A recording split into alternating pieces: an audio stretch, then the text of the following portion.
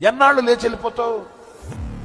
సూటిగా మిమ్మల్ని ఒక మాట అడుగుతున్నాను, లేచి ఎక్కడికి వెళ్తున్నావు?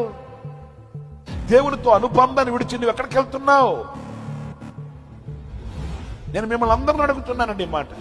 మరి ముఖ్యంగా ప్రభు బలలో పాలు పొందకుండా, బాప్తిసం పొందకుండా లేచి వెళ్ళిపోతున్నవే, వాళ్ళతో నేను సూటిగా అడుగుతున్నాను, దేవుని మాటగా అడుగుతున్నాను ఈ మాట. మీ మనసులో నొచ్చుకోవాలని అడుగుతున్నాను ఈ మాట. ఎంతకాలం లేచి వెళ్తావు? అట్లాగా ఎక్కడికి వెళ్తావు? వెలుగున్న దేవుని ఇంటిని విడిచి చీకటి కలిగిన లోకంలోకి వెళ్తావా?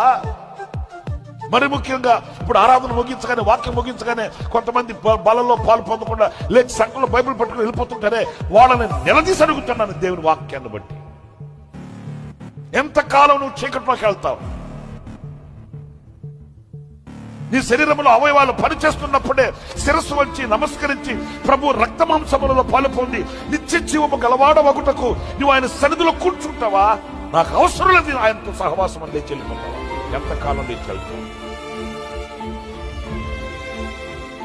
ఒక రోజున ఆపద నీకు కలిగినప్పుడు నీ దగ్గర నుంచి దేవుడు కూడా లేచి వెళ్ళిపోతే